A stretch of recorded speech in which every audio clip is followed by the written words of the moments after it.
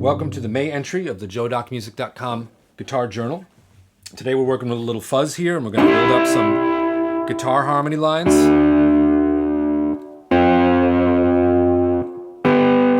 are going to be played with an Ebow, actually, when we get down to it, note by note, and it's going to build up a really cool violin-sounding kind of harmony here. I guess we're in sort of maybe a more metal mood today. We got all black on and the black guitar here, okay? Let's start off with the chord progression we're going to use for this.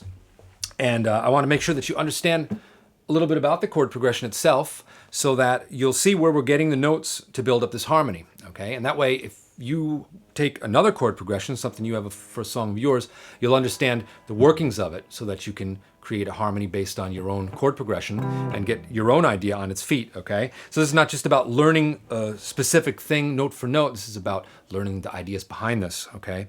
I think that's really important for guitar players. Check out the Chord and Harmony Guide DVDs on my site in order to learn more about all these chords and how chord progressions work and what the notes are and that kind of stuff. All right, so let's start off. The chord progression we're going to use for this example is C major to E minor to F major 7 sharp 11. Okay, real cool chord. I'll go over that in a second. Back to E minor. Okay, then to a C major again to E minor, and then we're going to go to a D major with the F sharp in the bass. Okay, which is the first inversion of a D major, and then to a G. All right, so you could look at this as kind of changing keys, moving through, starting off in the key of C and making a transition to the key of G. You could also look at it as being in the key of G the whole time. And actually the harmonies that we build up are going to point a little bit more to that kind of idea, and you'll see why in a moment. Since this is a little bit more of a intermediate kind of lesson here, a lot of you know these basic chords probably, and we'll be able to play this line, this simple harmony line here, but this chord here might be the one that kind of confuses you. Okay,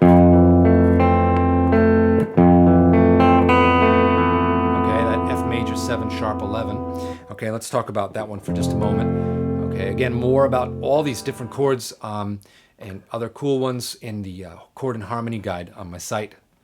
Please check it out. Thanks. All right, the F major 7 sharp 11, think of it as taking that regular F major, you're going to drop that duplicate octave. You're going to take that extra octave note there that we don't really need. We already have an F, and we're going to drop that down a half step and put an E into the chord, okay? So that would actually then give us an F to an E, okay, then to an A and a C.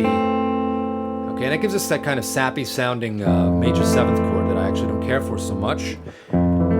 Personal preference, but what's cool is when you release this C and put in a B, that's actually the raised 4th step away from an F, okay? So if you were to count a perfect 4th up from an F, you'd get to a B flat, but this is actually a B natural, which would be considered the raised 4th, or sharp 11. That's another way to look at that. So we would have F major 7 sharp 11.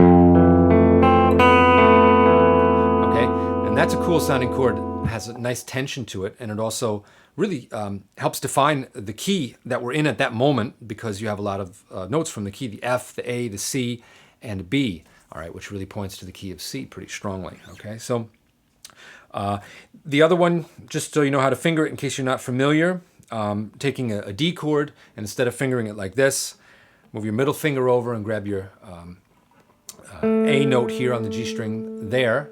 Okay, and we're not going to be playing the high E string, so you can just skip it. And we're going to move down here with the pointer finger and grab the low F sharp. Okay, so we're going to start from that. Okay, so that's a cool active sounding chord inversion, because that F sharp really wants to lead to the G in the next chord.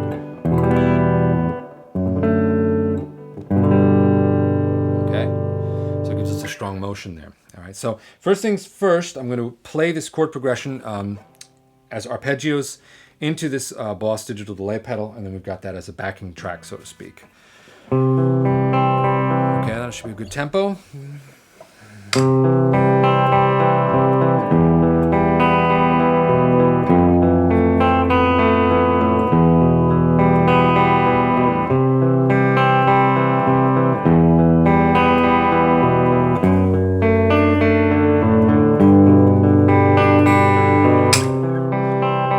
Okay, one little bad note there, but that'll be good enough. I'm going to turn that down. Okay, and then we're going to go over, that's saved in there, and we're going to go over the notes we're going to choose for the harmony. Okay, first of all, I want to show you a little bit about using the Ebow. Really cool device. Takes a little bit of getting used to. You've got this little ridge down the middle there, where the string kind of fits in. Okay, and that's where you've got this little magnetic field that's going to give that string the sustain it needs. So you got to get in close to get that string swinging. Actually, I'm going to put on the fuzz here. And you don't have to use a lot of distortion when doing this, otherwise you're going to get sort of a mosquito-y sound. You want to just get a little bit of fuzz in there. Okay, and that's enough to give you a cool sustaining sound. Without that, it would actually be, I find it a little bit dull, although it doesn't sound all that bad, but the fuzz actually brings out some of those upper harmonics and gives you a brighter sound. So first of all, now holding the Ebow, pinch it with your fingers like this, and then I'm actually hiding the pick here, okay? Just a force of habit, I always grab the pick after I've picked something, just grab it and put it in there, okay? So now if I'm holding the Ebow too, then I'm gonna lightly pluck the strings with my ring finger to get them started, okay? Because sometimes if the Ebow will get the string swinging for you, but you'll get a sort of a wait time to get up to speed, okay? So you don't want to have that if you want to get right in on the downbeat. So what I do then is, if you can see here, I'm actually picking the string lightly with the finger, and it's a smoother attack than the pick, which gets it a nice smooth start in that sort of violin sustained kind of sound. Okay, so then you can get your notes started. And by the time you get to the second note, you're just sliding in, so you don't need to pick it again. But to get that first one going, it's cool to pick then. Okay, and I also like to lean in between the two adjacent strings, or maybe in this case, like up on the A string. All right, and then lean that Ebow in there. Okay, until the sustain starts, all right? So then you can kind of ride it in for a more aggressive fuzz, buzz, or just kind of keep it swinging. All right, and then with the left hand, what you want to do also, when you're doing lines like this, you want to lay one finger across all the other strings, all right? And that's to keep them all quiet. And then one finger frets the one string where you want the note on, and we're going to be on the G string right now for this first part of the harmony line here. Okay, and all the other strings, all right, even if I didn't have the Ebow.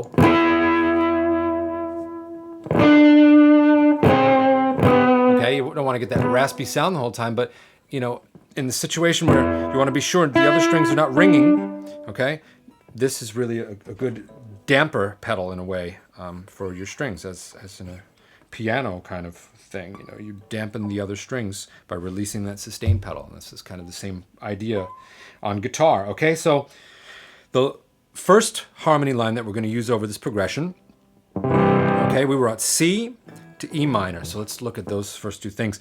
A good place to start a guitar harmony is on the third of the chord that you're on. That's a really active sounding note. The roots are going to sound very neutral and kind of blend into the background.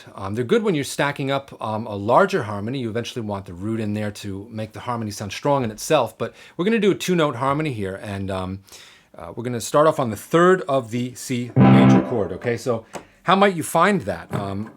I wanted to get up around this area here. This is a pretty good range for the harmony, okay? It's around the 9th fret of the G string. And if you were to take a C chord and move it up here as a bar, and if you know your chords, you'll know that the third is here on that. All right? So even if you weren't sure what the note is, knowing your chords and chord shapes and where those notes sit would really give you a good start on this, okay? That happens to be an E note, C, E, G. So we're sustaining first an E note over the C chord. Okay, then we're going to move down as we go to the E minor chord. I've got the fuzz on here, that's why this chord sound a little funny. Go from E down to a D. Okay, now that D would actually be the minor seventh over an E minor chord. All right, so that would kind of expand the harmony a little bit. And it also sounds good because we have a simple stepwise motion. We're going from an E down to a D, so it creates a strong line. All right, so over the E minor, a D, okay? And then we're gonna get this C note, which fits very well over an F chord, okay? That's our fifth, the fifth of the F chord, F-A-C, okay, here. And then we're going to go down again. We go to an E minor chord, and we're going to go down to a B note, which is the fifth of that E minor chord. Okay, so that's a really strong,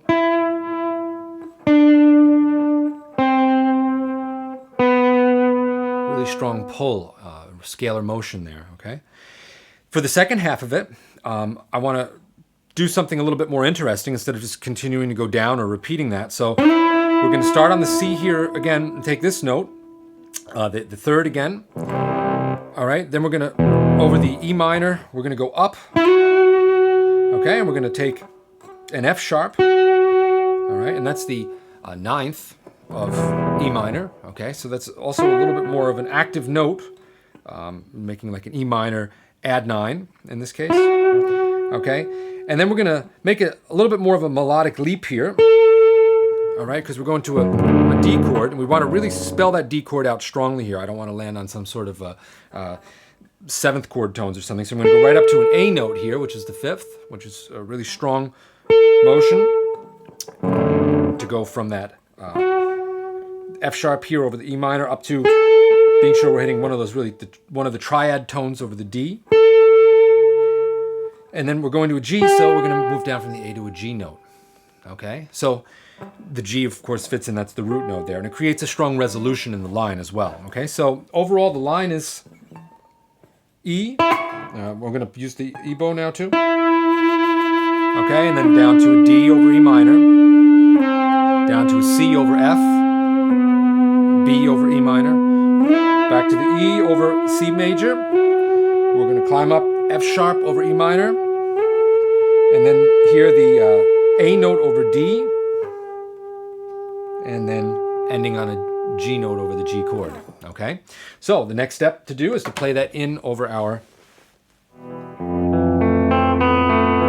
over our loop here. Okay, it's coming around after this part.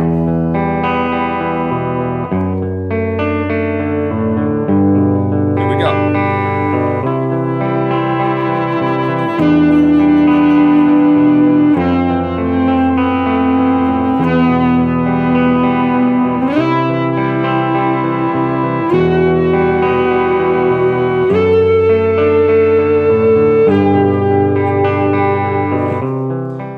So turn that down, and we'll talk about the line that harmonizes with that first line, okay?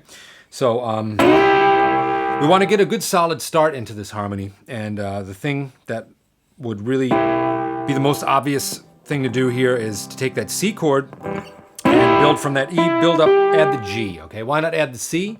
Well, you could add the C below it, and you would wind up getting a thicker, lower sounding harmony like that. The C is not really that necessary because we've got the C in that chord. The bass is probably going to be playing it or moving through it at least. Okay, we got two C's there. So we don't need to put it into the harmony line again. All right, so since we started on that E, let's stick to the triad notes that would say take a G, okay? That really cements that sound of that C chord in our ear. From there, we're going to move outside a little bit, okay? And there's some rules or tips, you could almost say, for creating these harmonies. I mean, everything, it's a combination of theory and using your ear to find what you like. One of the rules, so to speak, would be to avoid moving parallel fifths or fourths, okay, and or moving the harmony into octaves. It kind of empties out the sound. So that kind of leaves us with the idea that moving thirds is really the thing you want to aim for. Although, again, follow your ear, and you'll see where we land with this. We actually go through a fourth and move into something else. Okay, so we'll leave the Ebow away for now, actually. The first harmony note is going to be that G over a C chord. Then we're going to move down a half step into an F sharp over the E minor chord, okay? So C, and then over the E minor, Okay, that's a really cool sound, that F sharp over the E minor. All right, that ninth is a cool sound. And then we're going to go to that F chord, and we're moving down a half step into the F, and that really makes a very strong line, moving in half steps. Okay, now what I didn't like after that would be just moving down here. It's too predictable. Okay, and that also created a moved these moving parallel fourths. Okay, which is sort of that no-no in harmony. Now, if you wanted that sound and you liked that, you can go for it. It would wind up sounding like this.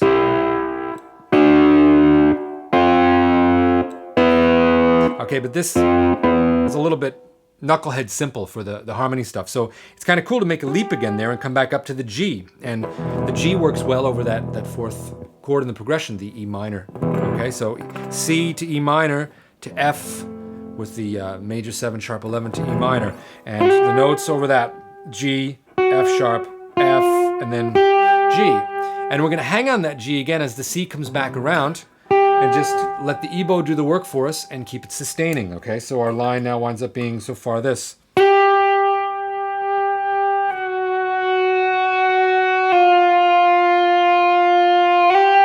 Okay, then sustain that for another bar. And then we're gonna move up. And the interesting thing here is over an E minor chord, we're gonna actually move up into an A note. And that's kind of an atypical note to pick over an E minor. It's the fourth. In this case, though, just the way everything's moving, that makes sense, because what we had then... Okay, it gives us this ascending sound here. We were moving up from, in the original voice, we were moving up from an E note up to an F sharp over the E minor. Okay, so we wind up having F sharp and A over the E minor. All right, and that works out because it keeps us in the interval of a third. So, again, it's a little bit of... if you wanted to try something else, you could definitely do that. In this case, I wanted to start moving upwards in this second half of the harmony, and these just sort of worked out to be the right notes. Okay, and from here we're going to make a big leap up here over the D chord. We're going to move all the way up to the D note here. And again, this D chord is pretty important, getting introduced in the progression.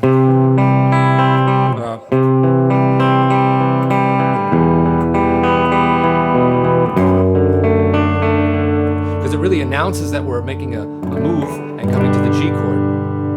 Okay, so really adding that into the harmony is a cool idea at this point. All right, so this harmony now, second half of this, from the from the G up to the A, and then over the G chord here, I'm going to do this. Okay, I'm going to hang for a moment on a C note coming down from the D. And what that's going to give us the sound of, it would be going from a G chord, going from the D chord to a G, suspended fourth. Okay, so it gives a little bit more color over that G chord, and it kind of gives us the feeling that we're resolving into G, coming through that D even more. Okay, so we can head in the second line now.